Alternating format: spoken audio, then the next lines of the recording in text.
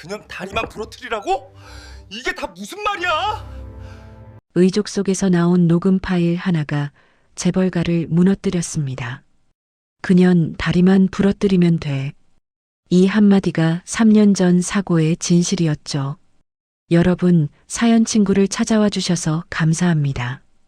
무료 서비스인 구독과 좋아요를 눌러주시면 사연 친구 채널의 유튜브 수익금 5%를 매월 독거노인 단체에 후원하고 인증합니다. 여러분이 편하게 들어주시면 저에게도 큰 힘이 됩니다. 지금 바로 사연 시작합니다. 죽음이 손톱 끝에 매달렸던 그날 새벽이었습니다. 새벽 4시 한강다리 아래 노숙인들이 모여있는 드럼통 주변이었어요. 11월에 칼바람이 불었습니다.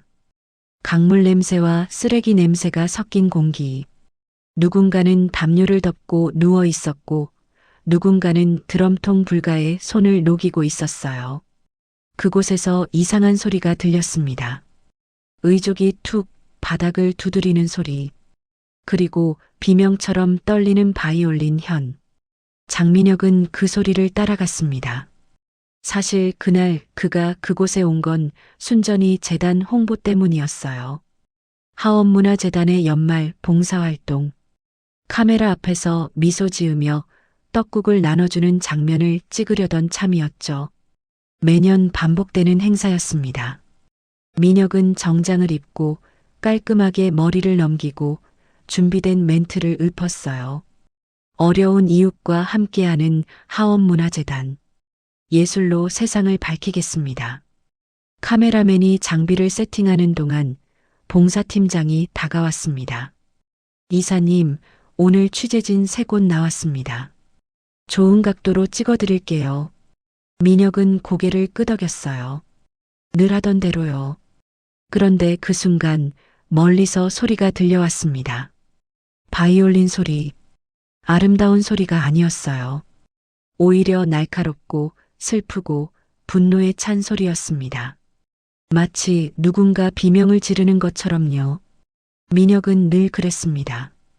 어머니 하윤희 회장이 시키는 대로 움직였어요. 재단 이사라는 직함, 화려한 명함, 고급 승용차. 모든 게 어머니가 만들어준 무대 위의 소품이었죠. 민혁 본인은 배우였고요. 하지만 그날 새벽은 달랐습니다. 발걸음이 저절로 움직였어요. 바이올린 소리를 따라서요. 봉사팀장이 불렀습니다. 이사님, 어디 가세요? 민혁은 대답하지 않았어요. 그냥 걸었습니다. 다리 밑으로 들어갔습니다. 어둠 속으로요. 발걸음은 무거웠고 숨은 얕았습니다. 가슴 어딘가가 조였어요. 왜 이렇게 심장이 빨리 뛰는 걸까요? 다리 밑 가장 깊숙한 곳, 콘크리트 기둥 옆에서 한 여자가 서 있었습니다. 검은 코트를 입고 긴 머리를 묶고 바이올린을 켜고 있었어요. 왼쪽 다리 아래서 금속이 반짝였습니다. 의족이었어요. 민혁의 심장이 멈췄습니다. 그 뒷모습, 그 자세, 그 소리, 너무나 익숙했습니다. 문서연은 천천히 화를 내렸습니다. 연주가 끝났어요. 잔향이 다리 밑을 울렸습니다. 그녀는 천천히 돌아섰습니다. 민혁과 눈이 마주쳤어요. 그녀의 눈빛엔 원망도 반가움도 없었습니다. 다만 텅 빈 무언가가 흐르고 있었어요. 마치 모든 감정을 다 써버린 사람처럼, 아무것도 남지 않은 사람처럼. 서연 씨, 민혁의 목소리가 갈라졌습니다. 손이 떨렸어요. 무릎이 후들거렸습니다. 3년 만이었습니다. 3년 만에 마주한 그녀였어요. 오랜만이네요. 민혁 씨, 오랜만이에요. 서연의 목소리는 건조했습니다. 감정의 파편 하나 묻어나지 않는 목소리였어요. 마치 날씨 얘기를 하는 것처럼 담담했죠. 민혁은 그녀의 얼굴을 제대로 볼 수 없었습니다. 어둠 때문이 아니었어요. 죄책감 때문이었습니다. 3년 전 그날, 서연이 병원에 실려갔을 때 민혁은 결혼식장을 떠났었어요. 어머니가 시킨 대로요. 병문안도 가지 않았습니다. 전화도 받지 않았어요. 그냥 사라졌습니다. 비겁하게도요. 민혁은 입을 열려다 닫았습니다. 뭐라고 말해야 할까요? 미안하다고? 너무 늦었죠. 보고 싶었다고? 거짓말이었어요. 도망쳤으니까요. 서연이 먼저 말했습니다. 왜 왔어요? 목소리는 여전히 담담했어요. 저 봉사활동 때문에. 민혁의 목소리는 떨렸습니다. 그렇군요. 서연은 바이올린을 케이스에 넣기 시작했어요. 여전하시네요. 카메라 앞 미소. 민혁은 아무 말도 할 수 없었습니다. 세상이 멈춘 자리에서 재회가 시작됐습니다. 그런데 민혁은 몰랐습니다. 이 재회가 우연이 아니라는 것을, 서연이 이 자리에, 이 시간에 의도적으로 나타났다는 것을요. 서연은 일주일 전부터 이 시간, 이 장소에서 연주하고 있었습니다. 민혁이 오기를 기다리면서요. 재단의 봉사활동 일정은 홈페이지에 공개되어 있었으니까요. 서연은 모든 걸 계산했습니다. 만남의 장소부터 시간까지, 심지어 연주할 곳까지도요. 바흐의 샤콘느, 민혁이 가장 좋아하던 곡이었습니다. 사흘 뒤 재단 로비는 플래시로 뒤덮였습니다. 기자회견이었어요. 하원문화재단의 새로운 후원 예술가 발표. 민혁은 땀을 닦았습니다. 11월인데도 등줄기에 땀이 흘렀어요. 서연은 미동도 없었습니다. 휠체어가 아니라 의족을 하고 당당히 서 있었어요. 검은 정장 차림에 머리를 단정하게 올린 모습이었죠. 기자들이 몰려들었습니다. 문서연 씨 3년 만에 복귀인데요. 소감 한 말씀 해주시죠. 네, 오랜만입니다. 서연의 목소리는 침착했어요. 3년 동안 많은 걸 배웠습니다. 음악도 인생도요. 좋은 말씀이네요. 재단과는 어떤 인연으로 다시 함께하게 되신 건가요? 서연은 마이크를 바라봤습니다. 잠시 침묵이 흘렀어요. 민혁의 심장이 빠르게 뛰었습니다. 복귀 스토리요? 서연의 입술이 움직였습니다. 가능합니다. 조건이 있어요. 목소리는 차가웠지만 떨림이 섞여 있었어요. 민혁만 알아챌 수 있는 미세한 떨림이었죠. 그녀의 오른손 검지가 미세하게 떨리고 있었어요. 지휘자 강준수 고발. 기자들이 술렁였습니다. 그리고 3년 전 사고 기록 원상 복구. 카메라 플래시가 더 빠르게 터졌어요. 잠깐, 그게 무슨 말씀이신가요? 한 기자가 물었습니다. 제 사고는 단순 교통사고가 아니었습니다. 서연의 목소리가 또렷해졌어요. 하지만 오늘은 여기까지만 말씀드리겠습니다. 진실은 곧 밝혀질 테니까요. 민혁은 당황했습니다. 이건 시나리오에 없던 말이었거든요.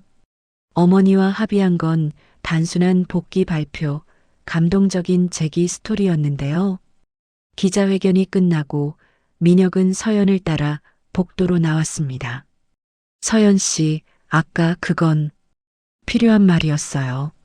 서연이 민혁을 돌아봤습니다. 이제 시작이에요, 민혁 씨. 그날 오후 하윤희 회장의 집무실, 30평 넓이의 사무실. 한쪽 벽면은 통유리로 되어 있어서 서울 시내가 한눈에 내려다 보였어요. 민혁과 서연이 마주 앉았습니다. 하윤이는 가죽 소파에 앉아 와인잔을 돌리며 냉소했습니다. 예술은 돈으로 꾸며야 아름다운 거야. 그녀의 목소리는 차갑고 날카로웠어요. 그 일은 묻었잖니. 3년 전에 합의했어. 돈도 줬고 5억이었죠. 서연이 말했습니다. 맞아. 5억. 평생 쓰고도 남을 돈이야. 하윤이가 와인을 한 모금 마셨어요. 그런데 왜 다시 나타난 거야? 돈이 더 필요해? 서연은 정면을 응시했습니다. 손가락이 미세하게 떨렸지만 목소리는 단단했어요. 아니요. 진실이 필요해요. 진실? 하윤이가 비웃었습니다. 진실로 밥 먹고 살 수 있어? 먹고 살 수는 없죠. 서연이 천천히 말했습니다. 하지만 살 수는 있어요. 사람답게요. 하윤이의 얼굴이 굳었습니다. 협박이야? 서연은 미소 지었어요. 그런데 그 미소는 오싹했습니다. 아니요. 예고예요. 서연이 일어섰습니다. 그럼 다치게 되겠네요. 다 같이. 하윤이가 와인잔을 탁자에 내려놓았어요. 유리가 부딪히는 날카로운 소리가 났습니다. 앉아. 목소리는 낮았지만 위협적이었어요. 아직 할 말 안 끝났어. 서연은 앉지 않았습니다. 저는 끝났어요. 일주일 드릴게요. 생각하세요. 생각? 뭘? 강준수 고발할지 아니면 제가 직접 기자회견할지요. 서연이 돌아섰습니다. 민혁은 서연과 어머니 사이에 서 있었습니다. 아니, 정확히 말하면 서 있지 못하고 흔들리고 있었어요. 가슴이 조였습니다. 양쪽 모두 그의 선택을 기다리고 있었죠. 민혁은 입을 열려다 닫았습니다. 뭐라고 말해야 할지 몰랐어요. 서연을 지키고 싶었습니다. 하지만 어머니를 배신할 용기도 없었어요. 그는 망설였습니다. 하윤이는 이미 다음 수를 생각하고 있었어요. 그녀는 전화를 들었습니다. 준수 씨에게 연락해. 다음 주 스케줄 조율하라고. 큰 무대 하나 잡아. 비서의 목소리가 전화기 너머로 들렸습니다. 알겠습니다, 회장님. 민혁은 깨달았습니다. 어머니는 이미 감동팔이 시나리오를 적어두고 있었던 거예요.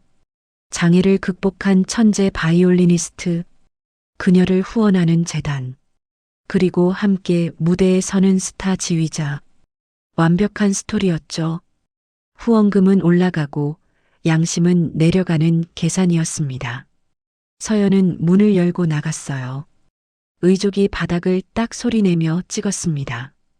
복도를 걷는 그녀의 뒷모습을 바라보며 민혁이 작게 물었습니다. 서연 씨, 정말 괜찮아요? 서연은 걸음을 멈췄습니다. 하지만 돌아보지 않았어요. 괜찮을 리가 없죠. 그녀의 목소리는 떨렸습니다. 하지만 살아야 하니까요. 제가 이렇게 된 이유를 밝혀야 하니까요. 문이 닫혔습니다. 민혁은 그제야 깨달았어요. 서연의 등이 얼마나 작고 외로워 보이는지를요. 그리고 자신이 3년 동안 그 등을 얼마나 외면했는지를요. 그날 밤 재단 신년 만찬이 열렸습니다. 민혁은 가고 싶지 않았어요. 하지만 어머니의 명령이었고 그는 늘 그랬듯 따랐습니다. 서울 시내 특급 호텔 만찬홀. 샹들리에가 빛나고 와인이 흐르고 사람들은 웃고 있었어요. 재단 후원자들, 예술계 인사들, 정치인들, 재벌 2세들까지 모두가 화려한 옷을 입고 와인을 마시고 있었죠. 하윤이는 무대 위로 올라갔습니다. 붉은 드레스를 입고 진주 목걸이를 하고 완벽한 미소를 지으며 마이크를 잡았어요. 여러분, 오늘 특별한 손님을 소개합니다. 조명이 한쪽을 비췄습니다. 서연이 천천히 무대로 올라왔습니다. 긴 네이비 드레스를 입고 있었어요. 드레스는 발목까지 내려와서 의족을 완전히 가리고 있었죠. 하지만 걸음걸이는 불안정했습니다. 계단을 오를 때마다 미세하게 흔들렸어요. 우리 며느리 될 뻔한 분. 하윤이의 목소리에 웃음이 섞였습니다. 다리 하나 없어도 마음은 살아있다죠? 객석에서 웃음이 터졌어요. 민혁은 주먹을 쥐었습니다. 손톱이 손바닥에 박혔어요. 너무 세게 쥐어서 피가 날 것 같았습니다. 하지만 아무 말도 하지 못했어요. 서연은 침착하게 미소 지었습니다. 그런데 민혁은 봤어요. 그녀의 왼손이 연단 모서리를 움켜쥐고 있다는 걸, 손톱 밑이 하얗게 질려 있다는 걸요. 네. 서연이 말했습니다. 양심은 두 다리로 선다는 걸 배웠습니다. 회장님. 순간 공기가 얼어붙었어요. 하윤이의 미소가 굳었습니다. 그녀는 서연이 무슨 말을 하는지 정확히 알았죠. 서연은 객석을 향해 천천히 말을 이었습니다. 3년 전 저는 사고를 당했습니다. 객석이 조용해졌어요. 그리고 배웠어요. 돈이 예술보다 중요하다는 것. 서연의 목소리는 떨렸지만 멈추지 않았습니다. 진실은 묻을 수 있다는 것. 그리고 그녀가 하윤이를 똑바로 봤어요. 사람은 쉽게 무릎 꿇는다는 것. 객석이 더 조용해졌습니다. 몇몇은 불편한 표정을 지었고 몇몇은 고개를 돌렸어요. 누군가는 와인잔을 내려놓았습니다. 하윤이가 마이크를 빼앗듯 가져갔어요. 하하, 서연 씨 유머 감각이 좋네요. 억지로 웃음을 지었지만 그녀의 눈빛은 차가웠습니다. 다들 식사하시죠. 오늘 메인 요리가 정말 훌륭하답니다. 음악이 다시 흘러나왔어요. 사람들은 어색하게 대화를 재개했습니다. 주방 쪽에서 속삭임이 새어나왔어요. 저렇게 무릎 꿇으면서도 홍보 활동엔 적극적이네. 재단 돈 받아 먹으면서 저런 말을 하다니. 웨이터 한 명이 고개를 저었습니다. 불쌍하긴 한데 너무 튀려고 하는 거 아냐? 민혁은 그 소리를 들었습니다. 가슴이 미어졌어요. 만찬이 끝나갈 무렵 민혁은 서연을 찾았습니다. 화장실 근처 복도에서 서연을 발견했어요. 그녀는 벽에 기대어 서 있었습니다. 얼굴이 창백했어요.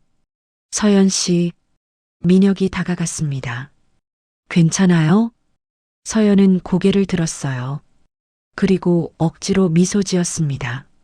네, 괜찮아요. 하지만 목소리는 떨렸어요. 다리가 아파서요. 오래 서 있었더니 민혁은 서연의 팔을 잡으려 했습니다. 하지만 서연은 뿌리쳤어요. 됐어요. 혼자 할 수 있어요. 서연은 천천히 걸어갔습니다. 한 걸음 한 걸음이 고통스러워 보였어요. 만찬이 끝나고 메이크업실. 스태프가 서연의 옷을 정리하며 말했습니다. 다음엔 더 긴 드레스 입으세요. 의족 위를 손으로 툭툭 치며요. 카메라에 안 잡히게요. 사진 나왔을 때 좀 그렇잖아요. 서연은 고개를 끄덕였어요. 네, 알겠습니다. 입가의 미소는 그대로였지만 눈빛은 어딘가 멀리 가 있었습니다. 민혁은 복도에서 그 장면을 봤어요. 들어가고 싶었습니다. 스태프에게 뭐라고 말하고 싶었어요. 하지만 발이 떨어지지 않았습니다. 웃음 뒤편엔 다른 풍경이 있었거든요. 그날 밤 서연의 월세방. 민혁은 몰래 따라갔었습니다. 죄책감 때문이었는지 걱정 때문이었는지 본인도 잘 몰랐어요. 그냥 발걸음이 저절로 움직였습니다. 서대문구 낡은 빌라 3층. 낡은 계단을 올라가는 서연의 뒷모습을 멀리서 지켜봤습니다.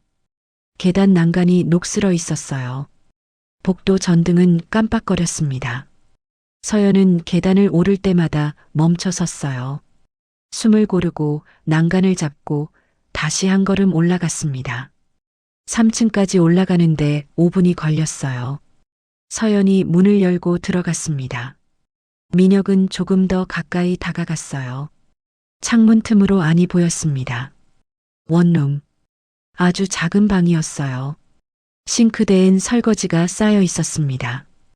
그리고 그 위에 빨간 봉투들이 쌓여 있었어요. 민혁은 눈을 가늘게 뜨고 봤습니다.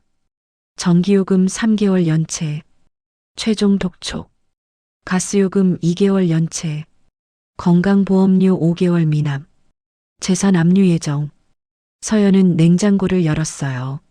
안에는 김치통 하나와 얼음만 들어 있었습니다. 그녀는 김치 한 조각을 꺼내 그대로 먹었어요. 밥도 없이요. 민혁의 가슴이 미어졌습니다. 서연은 침대 모서리에 앉아 천천히 의족을 풀기 시작했어요. 벨크로를 풀 때마다 찢어지는 소리가 났습니다. 의족이 벗겨질 때마다 작은 신음이 새어나왔어요. 아! 서연의 얼굴이 일그러졌습니다. 땀이 이마에 맺혔어요. 의족과 맞닿는 부분 피부가 빨갛게 부어 있었습니다. 물집도 몇 개 잡혀 있었어요. 민혁은 숨을 죽였습니다. 가슴이 찢어지는 것 같았어요. 눈물이 날 것 같았습니다. 서연은 의족을 옆에 놓고 남은 다리를 주무르기 시작했습니다. 얼굴이 더 일그러졌어요. 이를 악물었습니다. 눈을 감았어요. 5분 동안 그렇게 주물렀습니다. 그리고 침대에 누웠어요. 천장을 바라봤습니다. 눈물이 흘렀습니다. 소리 없이 조용히 하지만 멈추지 않고요. 내일은 서연이 혼잣말을 했습니다. 내일은 괜찮을 거야. 조금만 더 버티면. 민혁은 그 자리에서 움직일 수 없었습니다. 3년 전 그날 밤도 이랬을까요? 서연은 혼자 이렇게 울었을까요? 아무도 없는 방에서 소리 없이요? 민혁은 뒤돌아 계단을 내려갔습니다. 눈물을 닦으며 주먹을 쥐며 이를 악물며요. 하지만 내일도 똑같았습니다. 서연은 다음 날 아침 5시 30분에 일어났어요. 알람이 울렸습니다. 서연은 눈을 떴어요. 몸이 무거웠습니다. 하지만 일어나야 했어요. 의족을 착용했습니다. 아직 부기가 빠지지 않은 피부에 의족을 끼우는 건 고통스러웠어요. 하지만 익숙한 고통이었습니다. 6시 빵집에 도착했어요. 사장님 맞습니다. 서연 씨. 오늘 식빵 100개 굽고 단팥빵 50개 만들어야 해요. 알겠습니다. 서연은 앞치마를 입고 작업대 앞에 섰습니다. 오전 6시부터 10시까지 4시간 동안 서서 일했어요. 의족을 한 다리로 4시간을 서 있는 건 쉽지 않았습니다. 무릎에 무리가 왔어요. 허리도 아팠습니다. 하지만 쉴 수 없었어요. 쉬면 돈이 안 들어왔으니까요. 오전 11시 음악학원에 도착했어요. 레슨 조교일. 아이들에게 기초를 가르치는 일이었죠. 선생님, 이거 어떻게 하는 거예요? 이렇게 활을 잡고. 서연은 시범을 보였습니다. 서서요. 의자에 앉아서 가르칠 수도 있었지만 서연은 서서 가르쳤어요. 더 잘 보이니까요. 아이들이 더 잘 따라 하니까요. 오후 2시 일이 끝났어요. 서연은 학원 화장실에 들어가 의족을 잠시 풀었습니다. 피부가 더 빨갛게 부어 있었어요. 물집 하나가 터져서 피가 조금 났습니다. 서연은 휴지로 피를 닦고 밴드를 붙이고 다시 의족을 착용했어요. 오후 3시 오디션장으로 향했습니다. 오늘은 한 오케스트라의 객원 연주자 오디션이었어요. 경쟁률은 15대 1. 서연은 준비했습니다. 한 달 동안 연습한 곡이었어요. 대기실에서 다른 지원자들이 수군거렸습니다. 저 사람 의족이네. 진짜? 의족으로 서서 연주해? 실력은 있다던데. 근데 무대에 서면 좀 그렇지 않을까? 서연은 들은 척도 하지 않았어요.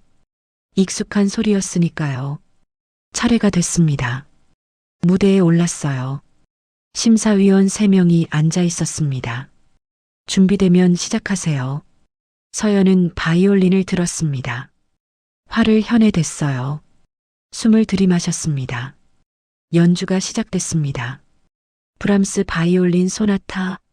서연이 가장 자신 있는 곡이었어요. 활이 혀를 그었습니다.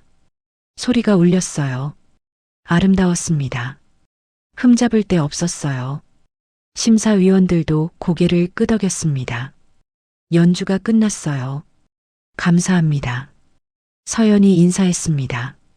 심사위원어가 말했습니다. 연주는 훌륭했습니다. 감사합니다. 그런데 심사위원 B가 말을 이었어요. 무대 동선 문제가 있을 것 같아요. 우리 공연은 이동이 많거든요. 심사위원 씨가 덧붙였습니다. 그리고 투어 일정도 고려해야 하고요. 체력적으로 괜찮으실지 서연은 알고 있었습니다. 이미 결정된 거라는 걸요. 연주 실력은 상관없다는 걸요. 결과는 다음 주에 연락드리겠습니다. 서연은 고개를 숙여 인사하고 나왔습니다. 복도에서 가방을 열었어요. 안에는 지난 오디션 결과 통지서들이 쌓여 있었습니다. 귀하의 연주는 훌륭했으나 이번 공연은 적합하지 않은 것으로 실력은 인정하나 무대 구성상 아쉽지만 다음 기회에 모두 같은 말이었습니다. 실력은 있지만 의족이 문제라는 거죠. 서연은 통지서를 가방에 넣었어요. 구겨진 악보 귀퉁이에 자신의 필체로 쓴 글씨가 보였습니다. 다음엔 더 잘할 수 있어. 포기하지 마. 살아야 해. 저녁 7시 집에 돌아왔어요. 현관문을 열자 어둠이 맞이했습니다. 전기가 끊겼던 거예요. 서연은 한숨을 쉬었습니다. 휴대폰 불빛을 켜고 전기회사에 전화했어요. 네, 내일 아침에 입금하겠습니다. 연결해 주세요. 전화를 끊고 촛불을 켰습니다. 냉장고를 열었어요. 김치와 얼음밖에 없었습니다. 편의점에서 산 삼각김밥 하나를 꺼내 먹었어요. 그리고 바이올린을 꺼냈습니다. 밤 10시, 어둠 속에서 촛불만 켜진 방. 서연은 바이올린을 켰어요. 이게 그녀의 유일한 위안이었습니다. 돈도 안 되고 무대도 없었지만 연주는 그녀를 살게 했어요. 활을 그을 때마다 다리가 아팠습니다. 서 있는 자세 때문에 무릎에 무리가 왔어요. 허리도 아팠습니다. 하지만 멈출 수 없었어요. 무대는 사라져도 혀는 산다. 서연은 작게 중얼거렸습니다. 그녀의 목소리는 떨렸지만 활은 흔들리지 않았어요. 그리고 그녀는 준비하고 있었습니다. 책상 서랍 깊숙한 곳에 파일 하나가 숨겨져 있었어요. 3년 동안 모은 증거들, 통화 녹음, 문자 메시지, 사진, 그리고 의족 속 카메라 영상. 하지만 시작은 3년 전 사고 당일로 거슬러 올라갑니다. 2018년 4월 17일. 완연한 봄날이었어요. 벚꽃이 피던 날이었죠. 오후 6시에 약혼식이 예정되어 있었습니다. 서울 시내 작은 레스토랑을 빌렸어요. 가까운 사람들만 초대했죠. 서연은 오전에 리허설이 있었어요. 다음 달 공연 준비 때문이었죠. 오후 2시에 리허설을 마치고 집으로 가던 중이었습니다. 차 안에서 서연은 행복했어요. 오늘 저녁이면 민혁과 약혼을 하는 거였죠. 손가락에 끼워질 반지를 상상했어요. 신호등 앞에서 차가 멈췄습니다. 그때였어요. 뒤에서 굉음이 들렸습니다. 쿵! 트럭이 서연의 차 옆면을 들이받았습니다. 서연이 앉아있던 쪽이었죠. 유리가 깨졌습니다. 금속이 찢어지는 소리가 났어요. 서연은 비명을 질렀습니다. 그리고 정신을 잃었어요. 병원에서 눈을 떴을 때 왼쪽 다리가 없었습니다. 정확히는 무릎 아래가 없었어요. 하얀 천장, 소독약 냄새, 기계음. 의사가 들어왔습니다. 깨어나셨군요. 다행입니다. 의사의 목소리는 조심스러웠어요. 다리는? 서연이 물었습니다. 목소리가 갈라졌어요. 의사는 잠시 침묵했습니다. 최선을 다했습니다. 하지만 손상이 너무 심해서 절단할 수밖에 없었습니다. 서연은 천장을 바라봤어요. 눈물이 흘렀습니다. 소리 없이요. 다행히 목숨은 건졌습니다. 의사가 덧붙였어요. 다리는 의족으로 대체할 수 있어요. 재활하면 걸을 수 있습니다. 연주는요? 서연이 물었습니다. 의사는 또 침묵했습니다. 노력하면 가능할 겁니다. 하지만 목소리는 확신이 없었어요. 민혁은 오지 않았습니다. 서연은 매일 문을 바라봤어요. 민혁이 들어올 거라고 믿으며요. 하지만 오지 않았습니다. 약혼식도 취소됐습니다. 문자 한 통이 왔어요. 죄송합니다. 약혼을 취소하고 싶습니다. 마이너스 민혁. 서연은 그 문자를 하루 종일 봤어요. 이해하려고 애썼습니다. 민혁의 입장을 이해하려고요. 하지만 이해되지 않았습니다. 사흘 뒤 하윤이가 병실에 찾아왔습니다. 꽃다발을 들고요. 서연 씨, 안 됐어요. 하윤이는 꽃을 옆 탁자에 놓으며 말했어요. 정말 안 됐지만 어쩔 수 없잖아요. 이미 벌어진 일인데. 그녀는 봉투를 내밀었습니다. 합의금이에요. 5억. 평생 쓰고도 남을 거예요. 트럭 기사랑 합의하고 조용히 마무리해요. 서연은 봉투를 보지도 않았습니다. 민혁 씨는요? 하윤이는 잠시 침묵했습니다. 민혁이는 미국으로 보냈어요. 유학? MBA 과정 밟을 거예요. 당분간 안 돌아올 거고요. 서연의 가슴이 무너졌습니다. 보고 싶어요. 안 돼요. 하윤이의 목소리는 단호했어요. 민혁이는 우리 재단이 필요해요. 재단 일 배워야 하고 인맥도 쌓아야 해요. 그리고 덧붙였죠. 당신은 이제 무대에 설 수 없잖아요. 우리한테 도움이 안 돼요. 서연은 그제야 깨달았습니다. 자신이 얼마나 쓸모없는 존재가 되었는지를요. 돈은 필요 없어요. 서연이 말했습니다. 민혁 씨만 보내주세요. 한 번만이라도요. 하윤이는 고개를 저었어요. 그 애는 이미 떠났어요. 어제 비행기 탔어요. 서연의 눈에서 눈물이 흘렀습니다. 하윤이가 나간 뒤 서연은 천장을 바라봤어요. 눈물이 계속 흘렀습니다. 소리 없이, 하지만 멈출 수 없이요. 그날 밤 서연은 이상한 전화를 받았습니다. 발신자 표시 비공개. 여보세요? 서연 씨, 다행히 목숨은 건졌네요. 낯선 남자의 목소리였어요. 차갑고 날카로웠습니다. 누구세요? 강준수입니다. 지휘자요. 서연의 가슴이 철렁했어요. 강준수, 민혁 어머니의 측근, 재단의 스타 지휘자. 무슨 일로? 이 일 조용히 묻어야 해요. 알겠죠? 무슨 말씀이세요? 강준수의 목소리가 낮아졌습니다. 트럭 기사랑 합의하세요. 돈은 재단에서 줄 거예요. 그리고 입 다물고요. 저는 그냥 사고를 당한 건데요. 강준수는 비웃었어요. 사고? 서연 씨, 세상이 그렇게 호락호락하지 않아요. 그리고 목소리가 위협적으로 변했습니다. 괜히 떠들고 다니면 안 돼요. 다음엔 진짜 큰일 날 수 있으니까요. 이해하시죠? 전화가 끊겼습니다. 서연은 휴대폰을 꽉 쥐고 있었어요. 손이 떨렸습니다. 그녀는 그때 깨달았습니다. 이게 단순한 사고가 아니라는 것을요. 뭔가 더 큰 음모가 있다는 것을요. 그리고 1년이 지났습니다. 서연은 퇴원했어요. 의족을 받았고 재활 치료를 마쳤습니다. 일을 시작했어요. 빵집 아르바이트, 음악학원 청소, 전단지 돌리기. 하루 15시간 일했지만 한 달 수입은 190만 원. 항상 모자랐습니다. 그리고 그해 가을 또 전화가 왔습니다. 발신자 표시 비공개. 서연은 알았어요. 강준수였죠. 여보세요?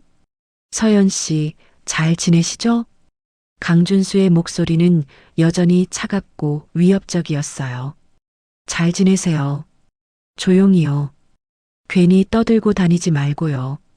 전화가 끊어졌습니다. 서연은 그 순간 결심했습니다. 증거를 모으기로요. 다음 날 서연은 작은 전자제품 가게를 찾았습니다. 사장님, 작은 카메라 모듈 있어요? 의족에 넣을 수 있을 만한 거요.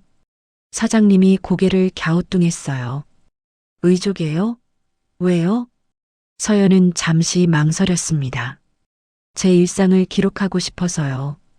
다큐멘터리 만들 거예요. 사장님은 뒤쪽 창고를 뒤졌습니다. 이거 어때요? 초소형 카메라. 배터리도 일주일 가요. 얼마예요? 150만 원이요. 설치비 포함이에요. 서연의 얼굴이 어두워졌어요. 150만 원. 한 달 수입의 거의 전부였습니다. 하지만 필요했어요. 할게요. 정말요? 의족에 넣는 거 처음이네요. 시간 좀 걸릴 거예요. 괜찮아요. 일주일 후 서연은 개조된 의족을 받았습니다. 겉보기엔 똑같았어요. 하지만 안쪽에 작은 카메라가 숨겨져 있었죠. 렌즈는 의족 옆면에 있었습니다. 아주 작아서 거의 보이지 않았어요. 녹화는 진동 버튼으로 작동됐습니다. 의족 안쪽을 3번 두드리면 녹화 시작, 다시 2번 두드리면 정지. 서연은 집에 돌아와 테스트해 봤습니다. 의족을 착용하고 안쪽을 3번 두드렸어요. 작은 진동이 느껴졌습니다. 녹화가 시작된 거였죠. 방 안을 걸어 다녔습니다. 그리고 다시 2번 두드렸어요. 노트북으로 영상을 확인했습니다. 선명했어요. 의족의 시선에서 찍힌 영상. 바닥, 발, 주변 사람들의 하체가 보였습니다. 음성도 녹음됐어요. 선명하게요. 완벽했습니다. 서연은 미소 지었습니다. 처음으로 희망이 보였어요. 이제부터 준비하는 거야. 그녀는 중얼거렸습니다. 언젠가 쓸 날이 올 거야. 반드시요. 그리고 2년 동안 증거를 모았습니다. 강준수와 마주칠 때마다 녹화를 켰어요. 재단 행사에 갈 때마다 녹화를 켰습니다. 하윤이와 대화할 때마다 녹화를 켰어요. 처음엔 아무것도 잡히지 않았습니다. 하지만 서연은 포기하지 않았어요. 2019년 10월 15일. 그날이 왔습니다. 재단 행사였어요. 강준수가 전화 통화를 하고 있었어요. 복도 구석에서요. 서연은 지나가는 척하며 천천히 걸었습니다. 의족을 3번 두드렸어요. 녹화 시작. 강준수의 목소리가 들렸습니다. 그때 일 기억하죠? 트럭 기사한테 준 돈 말이에요. 3천만 원. 서연의 심장이 뛰기 시작했어요. 계속 걸었습니다. 천천히요. 강준수가 계속 말했습니다. 회장님 지시였어요. 다리만 부러뜨리라고. 죽이지 말라고요. 서연은 멈췄어요. 손이 떨렸습니다. 무릎이 후들거렸어요. 하지만 계속 녹화했습니다. 강준수가 웃었어요. 잘 처리했잖아요. 문서연 그년 이제 다시는 무대 못 서요. 전화가 끊어졌습니다. 서연은 복도 끝까지 걸어갔어요. 화장실에 들어가 의족을 2번 두드렸습니다. 녹화 정지. 거울을 봤습니다. 얼굴이 창백했어요. 손이 떨렸습니다. 하지만 눈빛은 달랐습니다. 처음으로 확신이 담겨 있었어요. 잡았어. 서연은 작게 중얼거렸습니다. 드디어 잡았어. 그날 밤 서연은 집에 돌아와 영상을 확인했습니다. 선명했어요. 강준수의 목소리가 또렷하게 들렸습니다. 회장님 지시였어요. 다리만 부러뜨리라고. 서연은 파일을 복사했습니다. USB에, 클라우드에, 이메일에, 여러 곳에 백업했어요. 그리고 기다렸습니다. 민혁이 돌아올 때까지요. 그 후로도 계속 녹화했습니다. 2020년 3월 8일 하윤이와 강준수의 대화. 준수 씨, 이 일은 절대 입 밖에 내면 안 돼요. 알고 있습니다, 회장님. 문서연이 뭔가 눈치챈 것 같으면 즉시 연락해요. 2020년 7월 3일 재단 만찬에서 하윤이의 독백. 그 여자 덕분에 민혁이가 제정신 차렸어. 사고가 잘 된 일이지. 2021년 2월 14일 강준수의 또 다른 전화. 트럭 기사? 2년 만에 가석방 됐어요. 우리가 돈 좀 더 줬죠. 모든 파일이 쌓여갔습니다. 27개의 증거 파일. 서연은 노트에 날짜와 내용을 정리했어요. 언젠가 쓸 날을 위해서요. 그리고 2021년 11월 민혁이 미국에서 돌아왔다는 소식을 들었습니다. 서연은 준비했어요. 한강다리 아래에서 연주를 시작했습니다. 민혁이 올 거라는 걸 알았으니까요. 재단 봉사활동 일정은 홈페이지에 공개되어 있었으니까요. 그리고 그날 새벽 민혁이 왔습니다. 서연은 바이올린을 켰어요. 바흐의 샤콘느를요. 민혁이 가장 좋아하던 곡이었죠. 계획대로였습니다. 모든 게 시작되는 순간이었어요. 민혁과의 재회 일주일 후 어느 날 아침 이상한 일이 벌어졌습니다. 서연은 늘 하던 대로 5시 30분에 일어났어요. 알람 소리에 눈을 떴습니다. 몸을 일으켰어요. 의족을 착용하려고 손을 뻗었는데 없었습니다. 서연은 눈을 크게 떴어요. 항상 침대 옆에 두는데 없었습니다. 심장이 빠르게 뛰기 시작했어요. 서연은 침대에서 내려와 방안을 뒤지기 시작했습니다. 손이 떨렸어요. 침대 밑을 확인했습니다. 없었어요. 옷장을 열었습니다. 없었습니다. 화장실을 확인했어요. 없었어요. 싱크대 및 책상 서랍, 현관 신발장까지 모두 뒤졌습니다. 없었습니다. 숨이 가빠졌어요. 이마에 식은땀이 맺혔습니다. 의족 없이는 걸을 수 없었거든요. 아니, 정확히는 걸을 수 있지만 오래 걸으면 무릎에 무리가 왔습니다. 그리고 균형도 잡기 어려웠어요. 그런데 더 큰 문제가 있었습니다. 의족 안에 모든 게 들어 있었거든요. 서연이 3년 동안 준비한 모든 증거가요. 카메라 모듈과 메모리 카드가요. 서연의 손이 더 떨렸습니다. 누가 가져갔을까요? 누가 들어왔을까요? 현관문을 확인했어요. 잠겨 있었습니다. 창문도 잠겨 있었어요. 그런데 어떻게? 벨이 울렸습니다. 띵동. 서연은 얼어붙었어요. 누구일까요? 띵동, 띵동. 벨이 계속 울렸습니다. 서연은 휠체어를 꺼냈습니다. 구석에 먼지 쌓인 채로 놓여있던 휠체어를요. 의족을 한 후로는 쓰지 않았던 것이었어요. 휠체어에 앉아 문 쪽으로 갔습니다. 인터폰을 확인했어요. 남자 2명이 서 있었습니다. 누구세요? 경찰입니다. 문 열어주세요. 서연의 얼굴이 하얗게 질렸어요. 문을 열자 형사 2명이 서 있었습니다.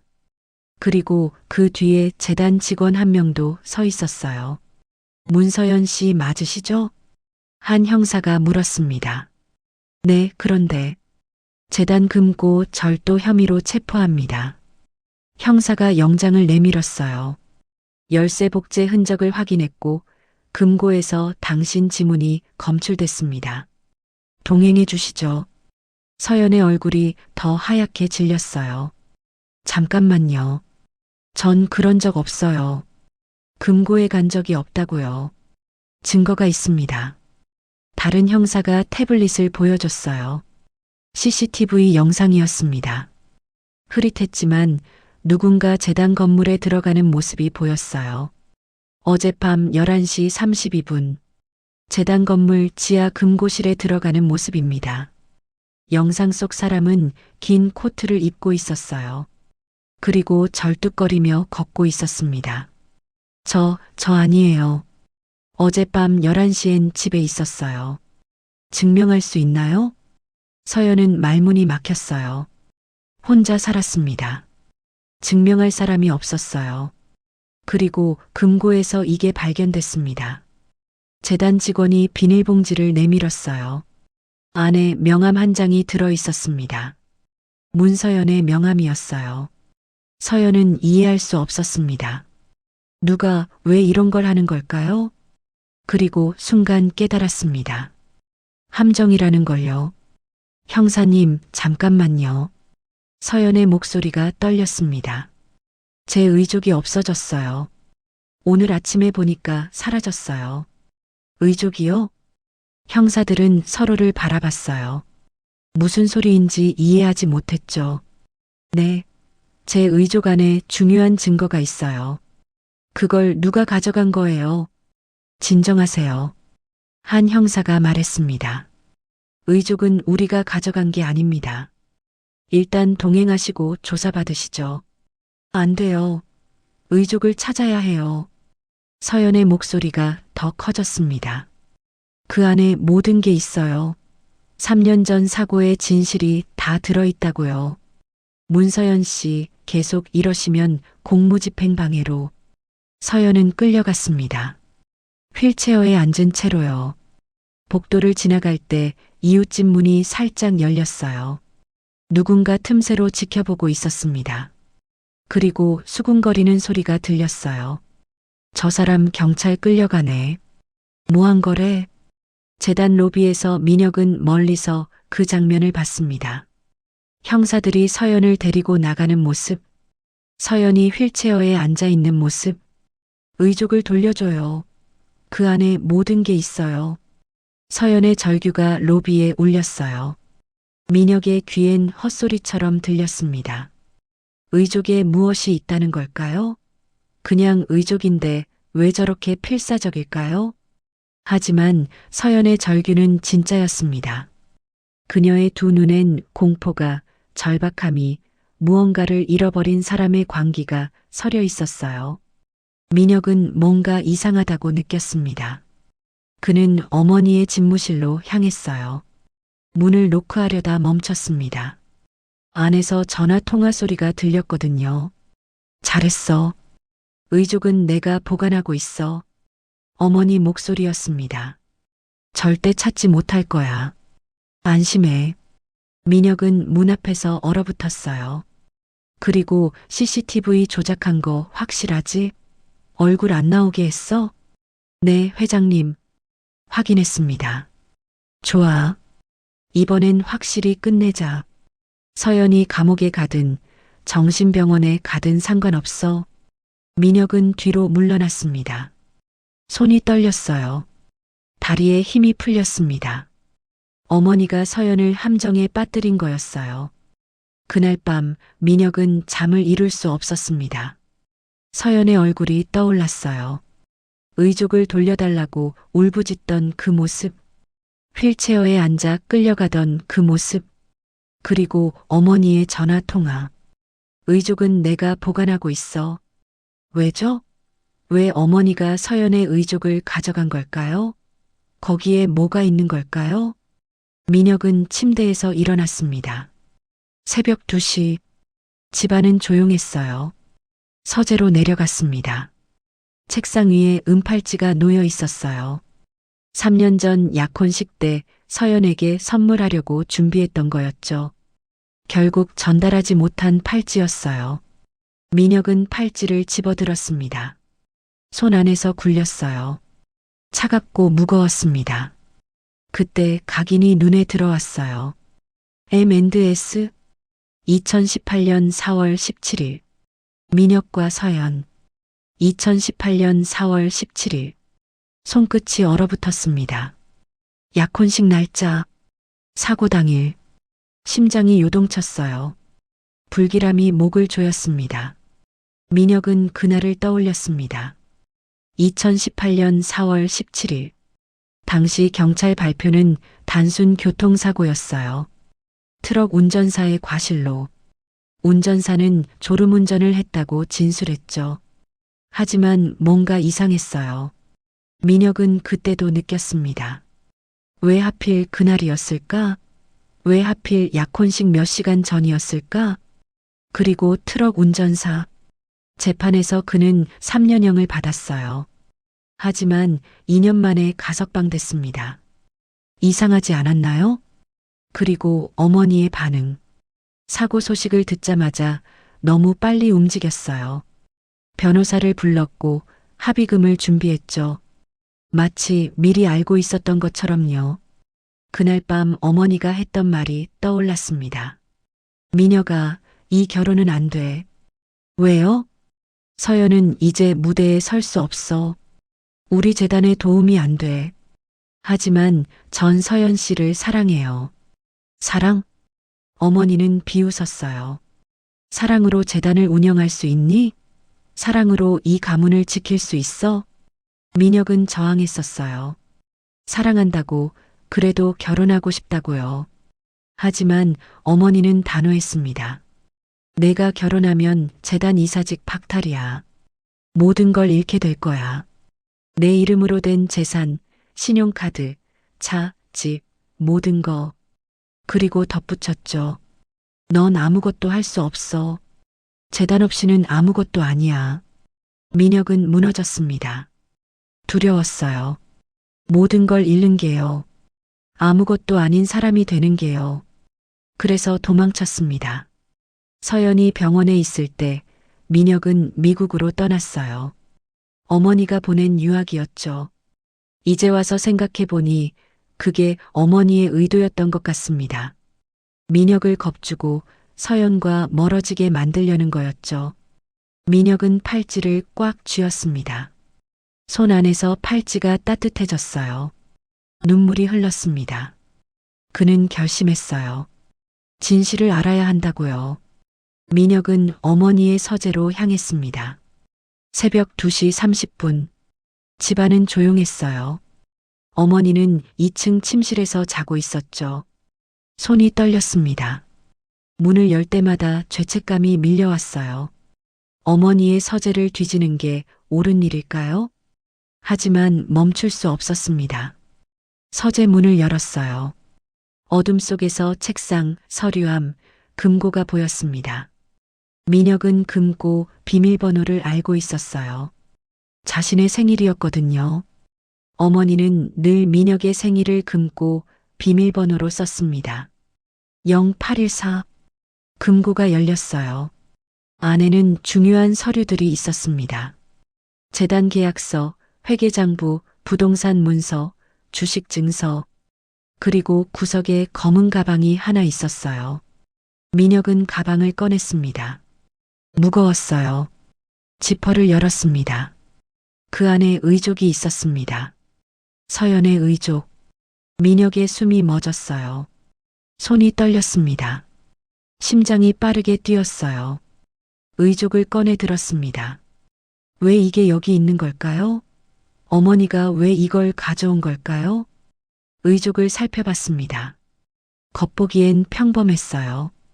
검은 플라스틱 소재에 금속 프레임이 있는 일반적인 의족이었죠.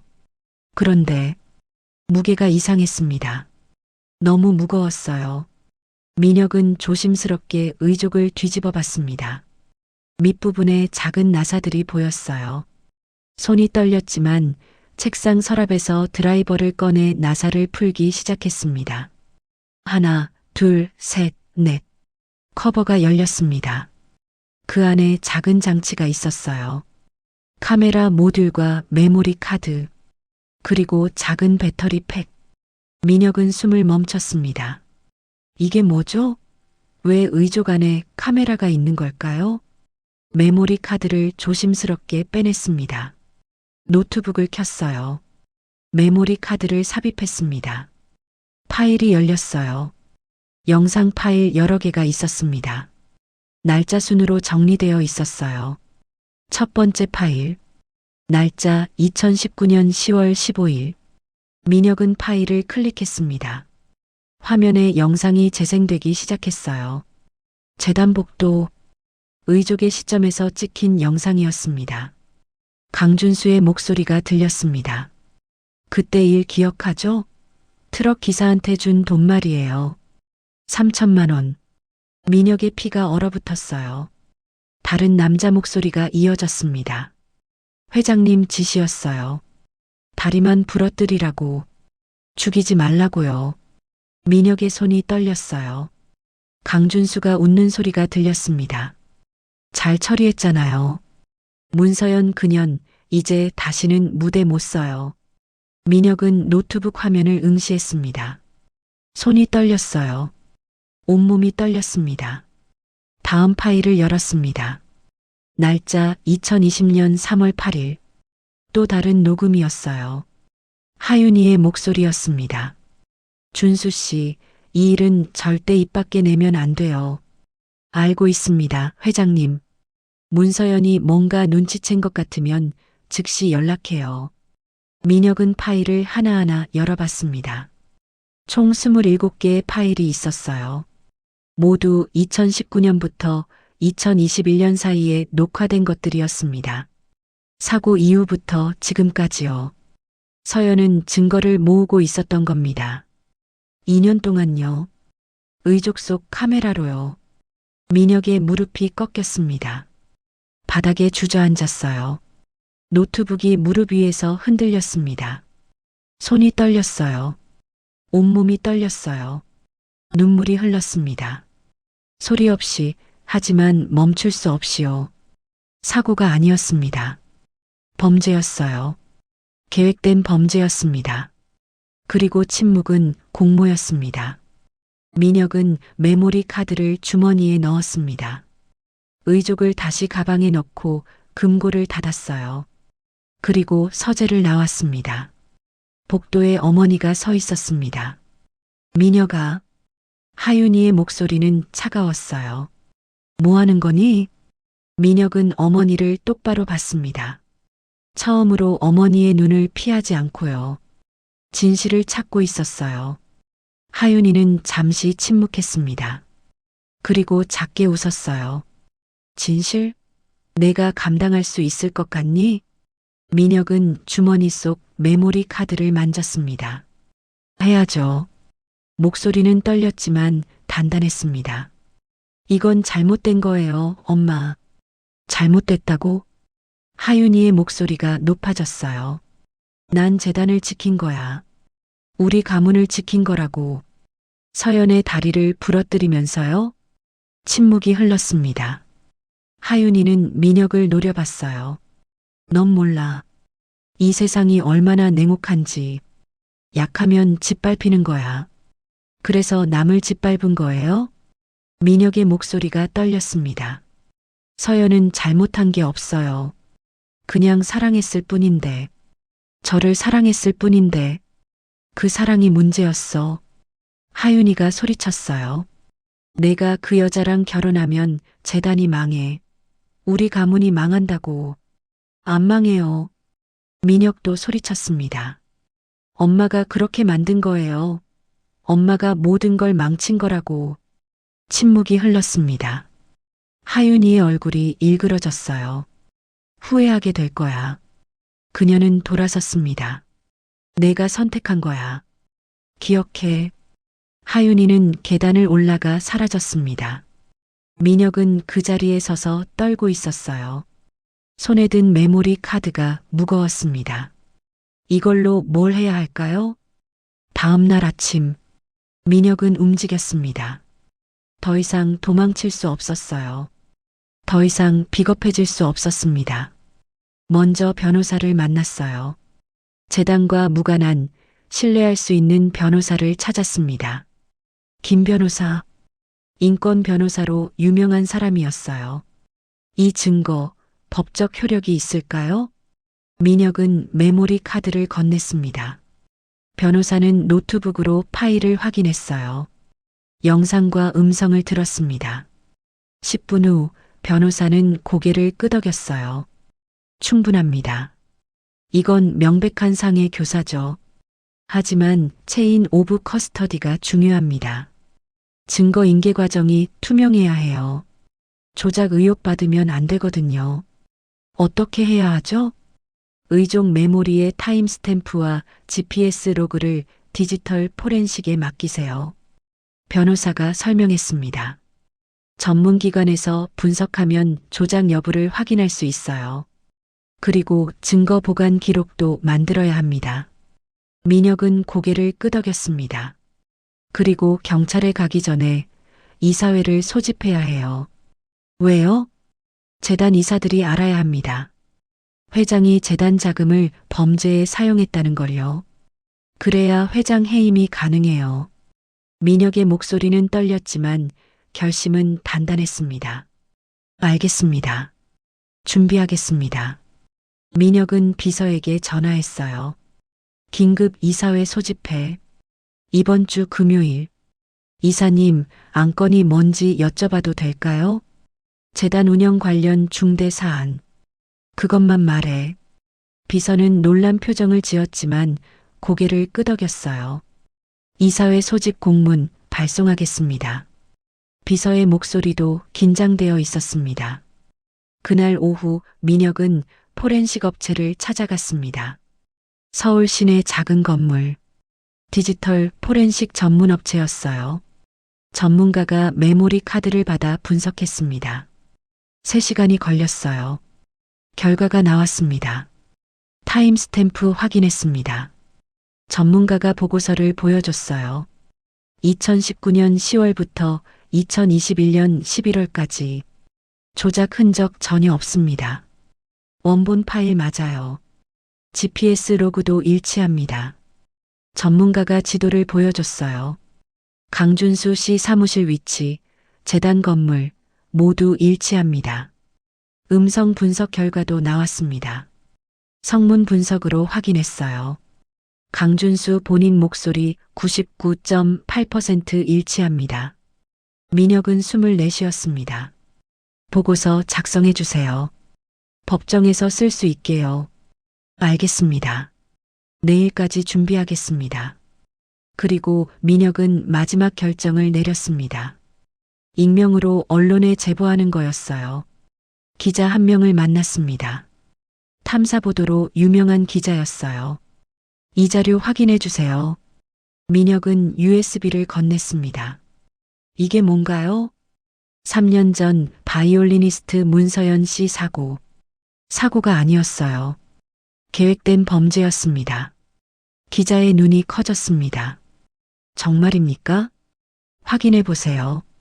모든 증거가 들어 있어요. 그날 밤 뉴스가 터졌습니다. 오후 9시 메인 뉴스 속보입니다. 앵커의 목소리가 무겁게 울렸어요. 지휘자 강준수 씨에게 협박 및 상해, 교사 의혹이 제기됐습니다. 화면에 강준수의 사진이 떴습니다. 익명의 제보자가 보낸 음성 파일에 따르면 강 씨는 2018년 바이올리니스트 문서연 씨의 사고를 계획한 것으로 추정됩니다. 화면이 바뀌었어요. 음성 파일 일부가 재생됐습니다. 회장님 지시였어요. 다리만 부러뜨리라고. 경찰은 강 씨를 참고인 신분으로 조사할 예정이며 사건 관련자들을 추가로 수사할 방침입니다. 하윤이는 TV 앞에서 와인잔을 떨어뜨렸습니다. 유리가 깨지는 소리가 크게 울렸어요. 와인이 흰 카펫에 쏟아졌죠. 손이 떨렸습니다. 얼굴이 하얗게 질렸어요. 감히 누가... 그녀는 전화기를 집어들었어요. 당장 내부자 색출해. 누가 언론에 제보했는지 찾아내. 민혁은 어머니 맞은편에 서 있었습니다. 거실. TV가 켜진 채로 뉴스가 계속 나오고 있었어요. 가슴이 미어졌지만 목소리는 단단했습니다. 엄마. 하윤이는 아들을 돌아봤습니다. 내가 한 거니? 목소리가 떨렸어요. 분노와 배신감이 섞인 목소리였죠. 민혁은 고개를 끄덕였습니다. 이건 예술이 아니라 범죄였어, 엄마. 하윤이의 얼굴이 일그러졌습니다. 넌 모르는 거야. 그녀가 소리쳤어요. 내가 얼마나 힘들게 이 재단을 지켰는지, 얼마나 많은 걸 희생했는지, 사람을 다치게 하면서요? 그 정도는 해야 해. 하윤이가 다가왔습니다. 이 세상은 약육강식이야. 약하면 짓밟히는 거라고. 아니에요. 민혁은 고개를 저었습니다. 엄마가 틀렸어요. 엄마가 약한 사람을 짓밟은 거예요. 침묵이 흘렀습니다. 하윤이는 주저앉았어요. 소파에 무너지듯 앉았습니다. 손으로 얼굴을 감쌌어요. 넌 후회하게 될 거야. 그녀의 목소리는 떨렸습니다. 재단도, 돈도, 모든 걸 잃게 될 거야. 괜찮아요. 민혁이 말했습니다. 그게 대가라면 기꺼이 치를게요. 같은 시각 경찰서. 서연은 석방됐습니다. 증거 불충분.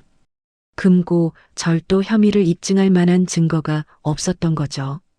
CCTV 영상도 조작된 거였고요. 서연은 경찰서를 나왔습니다. 휠체어가 아니었어요. 의족을 돌려받았거든요. 증거물로 압수됐었지만 경찰이 메모리 카드를 복사한 후 돌려줬던 거예요. 서연은 의족을 다시 착용했습니다. 밤 10시 경찰서 앞 민혁이 기다리고 있었어요. 서연 씨, 민혁이 다가왔습니다. 서연은 민혁을 봤어요. 그리고 작게 미소 지었습니다. 고마워요. 민혁 씨. 민혁은 고개를 숙였습니다. 미안해요. 너무 늦었어요. 아니에요. 서연이 말했습니다. 때가 된 거예요. 이제야요. 두 사람은 잠시 침묵했습니다. 그리고 나란히 걸었어요. 다음 날 서연은 빵집 아르바이트에서 월급을 받았습니다. 사장님이 봉투를 건넸습니다. 서연 씨 수고했어요. 이번 달 125만 원이에요. 서연은 봉투를 받아들었습니다. 손에 쥔 봉투가 따뜻했어요. 한 달 동안 매일 새벽 4시에 일어나 빵을 구운 대가였죠. 서연은 평소처럼 약국으로 향했습니다. 진통제를 사러요. 하지만 약국 앞에서 멈췄어요. 옆에 작은 케이크 가게가 있었습니다. 쇼윈도에 딸기 케이크 한 조각이 놓여 있었어요. 가격 8,000원. 서연은 평소 같으면 지나쳤을 겁니다. 8,000원이면 진통제 한 통 값이었으니까요. 하지만 그날은 달랐습니다. 서연은 가게로 들어갔어요. 딸기 케이크 한 조각 주세요. 케이크를 받아들고 근처 공원 벤치에 앉았습니다. 포크로 케이크를 떠먹었어요. 달콤했습니다. 부드러웠고 따뜻했어요. 눈물이 났습니다. 오늘은 나를 살릴게. 서연은 작게 미소 지었어요. 눈가에 눈물이 맺혔지만 닦지 않았습니다. 오늘은 내가 이겼어. 조금만 더 버티면 모든 게 끝나. 금요일 오전 10시 하원문화재단 본사 회의실 20층 건물 꼭대기 통유리로 된 회의실이었어요. 이사 12명이 모두 참석했습니다. 하윤이도 앉아 있었어요. 표정은 굳어 있었죠. 회의실은 무거운 공기로 가득했습니다. 민혁은 단상에 섰습니다. 손이 떨렸어요. 자료를 쥔 손에서 땀이 났습니다. 심호흡을 했어요. 한 번, 두 번. 긴급 이사회를 소집한 이유는 민혁의 목소리가 떨렸습니다. 하원문화재단의 해체 및 회장 해임을 논의하기 위해서입니다. 웅성거림이 일었어요. 해체? 무슨 소리야? 이사어가 물었습니다. 민혁 이사, 농담하는 거야? 이사비도 황당한 표정을 지었어요. 민혁은 숨을 깊이 들이마셨습니다. 재단 자금이 범죄 은폐에 사용됐습니다. 침묵이 흘렀어요. 모두가 민혁을 쳐다봤습니다. 여기 증거가 있습니다. 민혁은 노트북을 켰습니다. 화면이 프로젝터에 투사됐어요. 회계 서버 로그와 출입 기록입니다. 화면에 숫자들이 펼쳐졌습니다. 날짜들이 거래 내역들이요. 2018년 4월 18일 3천만 원 출금. 받는 사람 김모 씨. 직업 트럭 기사. 2018년 4월 20일 5억 원 출금. 받는 사람 문서연. 용도 합의금. 2018년 4월 25일 1억 원 출금. 받는 사람 이모 변호사. 용도 법률자문. 2018년 5월 3일 2천만 원 출금. 받는 사람 강준수. 용도 공연 후원. 모든 거래가 하윤희 회장의 계좌에서 나갔습니다. 이사들의 얼굴이 굳었어요. 이게 뭔가, 민혁 이사? 이사 씨가 물었습니다. 3년 전 바이올리니스트 문서연 씨의 사고. 민혁이 설명했습니다. 사고가 아니었습니다. 계획된 범죄였어요. 그리고 그 범죄를 은폐하는데 재단 자금이 사용됐습니다. 하윤이는 여전히 침묵하고 있었어요. 그리고 민혁의 목소리가 더 떨렸습니다. 결정적 증거 영상입니다. 화면이 바뀌었습니다. 재단 복도, 의족 카메라로 찍힌 영상이었어요. 녹취가 흘러나왔습니다. 그때 일 기억하죠? 트럭 기사한테 준 돈 말이에요. 3천만 원. 강준수의 목소리였습니다. 회장님 지시였어요. 다리만 부러뜨리라고. 죽이지 말라고요. 회의실이 얼어붙었어요. 침묵이 흘렀습니다. 무겁고 질식할 것 같은 침묵. 다음 영상이 재생됐어요. 또 다른 녹음. 하윤이의 목소리가 들렸습니다. 준수 씨, 이 일은 절대 입 밖에 내면 안 돼요. 이사 B가 자리에서 일어났습니다. 이게 사실입니까? 목소리가 떨렸어요. 얼굴이 창백했습니다. 이사 씨도 하윤이를 바라봤어요. 회장님, 이게 정말 사실입니까? 이사 D가 소리쳤습니다. 답변해 주십시오. 하윤이는 고개를 들지 못했습니다. 손이 떨렸어요. 입술이 파르르 떨렸죠. 나는. 그녀의 목소리는 바스러졌습니다. 재단을 지키려고요? 민혁이 물었습니다. 사람을 다치게 하면서요? 누군가의 인생을 망치면서요? 하윤이는 대답하지 못했습니다. 민혁은 눈물을 참았어요. 그런데 목소리만은 흔들리지 않았습니다. 저는 더 이상 이 재단의 일원이고 싶지 않습니다. 민혁이 이사들을 돌아봤어요. 제 미래는 재단이 아니라 사람입니다. 예술이 아니라 진실입니다. 그는 서류를 꺼냈습니다. 하윤희 회장 해임 안건을 상정합니다. 표결 부탁드립니다. 잠시 침묵이 흘렀습니다. 이사들은 서로를 바라봤어요. 그리고 손이 들렸습니다. 하나. 이사어가 손을 들었습니다. 찬성합니다. 둘. 이사 B도 손을 들었어요. 이건 명백한 범죄입니다. 찬성합니다. 셋, 넷, 다섯. 결국 12명 중 10명이 손을 들었습니다. 과반을 훨씬 넘었어요. 사회를 맡은 이사 D가 선언했습니다. 하윤희 회장 해임 안건 과반 가결되었습니다. 플래시 세례가 쏟아졌습니다. 어느새 기자들이 회의실 밖에 몰려 있었어요. 민혁이 미리 연락해뒀던 거죠. 회의실 문이 열리자 기자들이 몰려들었습니다. 회장님, 한 말씀 해주시죠. 사과 의사는 있으십니까? 경찰 조사 받으실 건가요? 하윤이는 고개를 들지 못했습니다. 카메라 플래시가 터질 때마다 몸이 움츠러들었어요. 돈으로 세운 왕국은 녹취 한 줄에 무너졌습니다. 민혁은 어머니를 바라봤습니다. 가슴이 미어졌어요. 어머니였으니까요. 그래도 사랑했으니까요. 하지만 돌아서야 했습니다. 이게 맞는 일이니까요. 회의실을 나가는 민혁의 뒤에서 하윤이의 작은 목소리가 들렸습니다. 민혁아. 민혁은 멈췄어요. 하지만 돌아보지 않았습니다. 미안하구나. 하윤이의 목소리는 떨렸습니다. 정말 미안해. 민혁은 대답하지 않았어요. 그냥 문을 열고 나갔습니다. 복도에서 서연이 기다리고 있었습니다. 의족을 하고 서 있었어요. 민혁과 서연은 서로를 바라봤습니다. 말이 필요 없었어요. 서연이 작게 고개를 끄덕였습니다. 고마워요. 민혁도 고개를 숙였습니다. 미안해요. 이제야. 두 사람은 나란히 복도를 걸었습니다.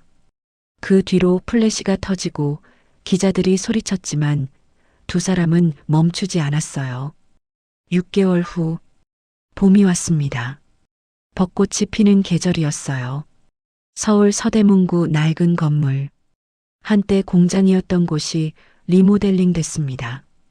폐허가 병동이 되었어요. 밖에서 보면 여전히 낡아 보였지만 안은 새거지였습니다. 넓은 홀, 진료실, 상담실, 연습실. 간판에 새겨진 이름은 서연홀 무료음악병동. 민혁은 간판 앞에 서 있었습니다. 그는 재단 이사직을 내려놓았어요. 어머니의 재산도 상속받지 않기로 했죠. 대신 자신의 이름으로 작은 병동을 열었습니다. 아버지가 남긴 보험금이 있었거든요. 10억? 그걸로 이 건물 샀어요. 진료비, 상담, 이동진료. 민혁이 간판을 보며 말했습니다. 전액 무료. 야간도 운영해요. 그의 목소리는 떨렸어요. 하지만 확신에 차 있었습니다. 장애인, 노숙인, 가난한 사람들. 누구나 올 수 있어요. 무료로 치료받고 무료로 음악을 들을 수 있어요. 서연이 다가왔습니다. 의족을 하고 있었어요. 걸음은 여전히 불안정했지만 이제 주저하지 않았습니다. 당당했어요. 고마워요, 민혁 씨. 서연의 목소리는 작았습니다. 눈가에 눈물이 맺혔어요. 민혁 씨가 아니었으면 못했을 거예요. 민혁의 목소리도 갈라졌습니다. 아니에요. 서연 씨가 포기하지 않았으니까 가능한 거예요. 미안해요. 3년이나 혼자 아파하게 해서, 3년이나 외롭게 해서. 두 사람은 잠시 침묵했습니다. 말이 필요 없었어요. 서로의 상처를, 고통을, 그리고 용서를 알고 있었으니까요. 첫 공연 날이 다가왔습니다. 서연홀 개원 기념 공연. 무료 초대였어요. 누구나 올 수 있었습니다. 객석은 가득 찼습니다. 노숙인들, 장애인들, 가난한 음악 지망생들, 동네 주민들. 200명이 앉을 수 있는 홀이었는데 250명이 왔어요. 뒤에 서 있는 사람들도 있었습니다. 무대 뒤에서 서연의 손끝이 떨렸습니다. 3년 만의 무대였어요. 아니, 새로운 시작이었습니다. 숨을 고르며 화를 들었습니다. 양심은 두 다리로 섭니다. 서연의 속삭임이 무대 뒤에 울렸어요. 커튼이 올라갔습니다. 조명이 켜졌어요. 서연이 무대 중앙에 서 있었습니다. 박수가 터졌어요. 서연은 객석을 바라봤습니다. 눈물이 핑 돌았어요. 인사를 했습니다. 오늘 와주셔서 감사합니다. 그녀의 목소리는 떨렸습니다. 3년 전 저는 이 무대를 잃었습니다. 다리도 잃었고 사랑도 잃었어요. 객석이 조용해졌어요. 하지만 포기하지 않았습니다. 살아있었으니까요. 서연은 바이올린을 들었어요. 오늘 다시 시작합니다. 여러분과 함께요. 현이 울렸습니다. 바흐의 샤콘느. 서연이 가장 사랑하는 곡이었죠. 활이 현을 그을 때마다 이야기가 펼쳐졌습니다. 사고의 날, 병원의 밤, 혼자 운 날들, 고통이 소리가 되었어요. 그리고 점점 변했습니다. 희망으로, 사랑으로, 용서로. 서연의 눈에서 눈물이 흘렀지만 손은 떨리지 않았어요. 활은 정확했고 소리는 아름다웠습니다. 15분간의 연주. 마지막 음표가 울렸어요. 여운이 홀을 채웠습니다. 잠시 침묵이 흘렀어요. 그리고 민혁이 먼저 일어섰습니다. 눈물을 닦으며 박수를 쳤어요.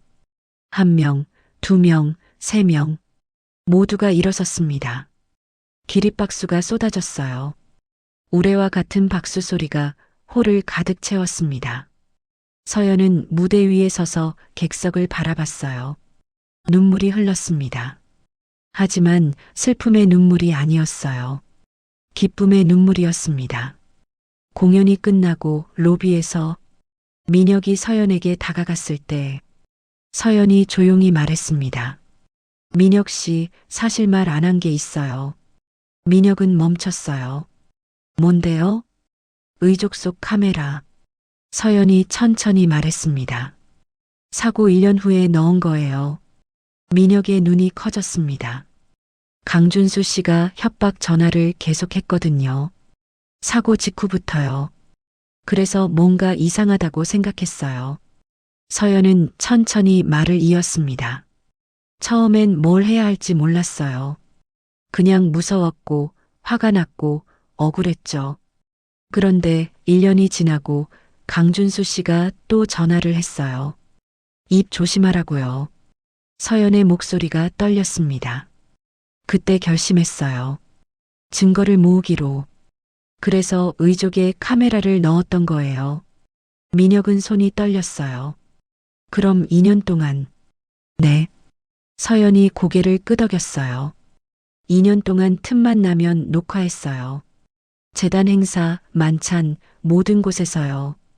민혁은 말을 잇지 못했습니다. 서연은 계속 말했어요. 처음엔 아무것도 안 잡혔어요. 다들 조심했으니까요. 하지만 포기하지 않았어요. 그리고 어느 날 강준수 씨가 전화 통화하는 걸 우연히 녹음하게 됐죠. 결정적인 증거를요. 왜 저한테 말 안 했어요? 서연은 민혁의 눈을 똑바로 봤습니다. 민혁 씨가 돌아올 때까지 기다렸어요. 서연의 목소리는 따뜻했어요. 혼자서는 할 수 없었거든요. 증거가 있어도 아무도 믿어주지 않을 거라는 걸 알았어요. 그래서 민혁 씨를 기다린 거예요. 민혁 씨가 진실을 알고 선택하기를요. 민혁의 눈에서 눈물이 흘렀습니다. 서연이 그의 손을 잡았어요. 고마워요. 저를 믿어줘서, 진실을 선택해줘서. 민혁은 서연의 손을 꽉 잡았습니다. 다시 시작할 수 있을까요? 민혁의 목소리는 조심스러웠어요.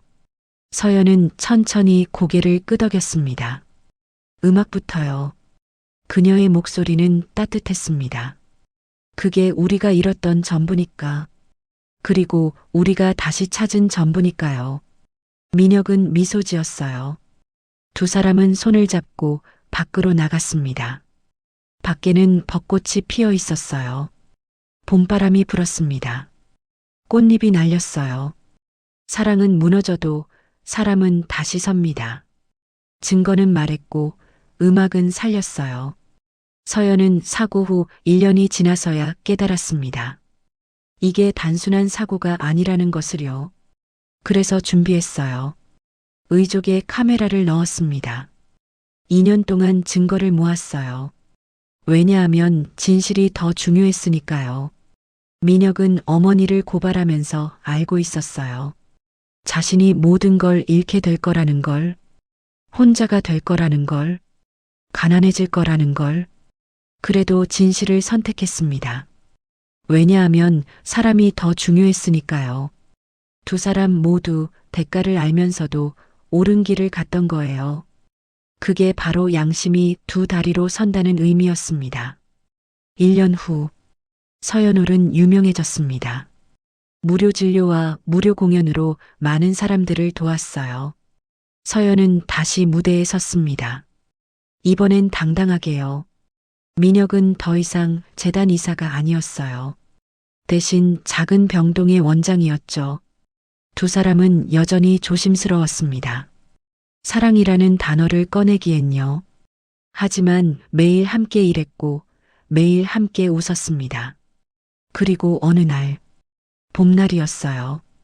벚꽃이 피던 날이었죠.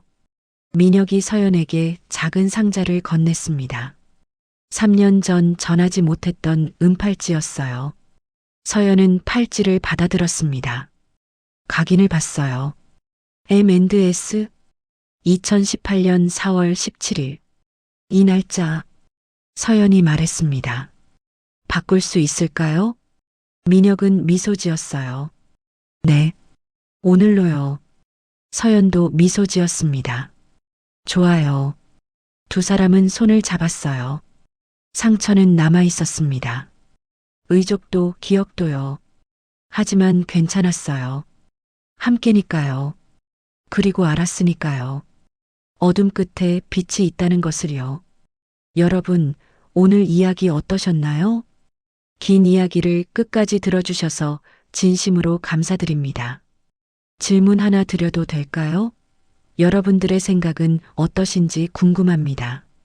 서연처럼 사고 후에 증거를 모은 선택이 옳았을까요? 아니면 더 일찍 경찰에 신고했어야 했을까요? 그리고 민혁의 선택은요? 어머니를 고발한 것이 옳았을까요? 아니면 가족을 배신한 걸까요? 댓글로 여러분의 생각을 꼭 들려주세요. 그리고 이 이야기가 마음에 남으셨다면 구독과 좋아요 버튼 꼭 눌러주시면 감사하겠습니다. 알림 설정까지 해두시면 다음 이야기도 놓치지 않고 편하게 받아보실 수 있습니다. 주변에 오늘의 이야기를 좋아하실 친구분이 계시죠? 카톡으로 공유해 주시면 친구분들에게도 따뜻한 위로가 됩니다. 다음 이야기에서 또 만나요. 사연 친구였습니다. 감사합니다.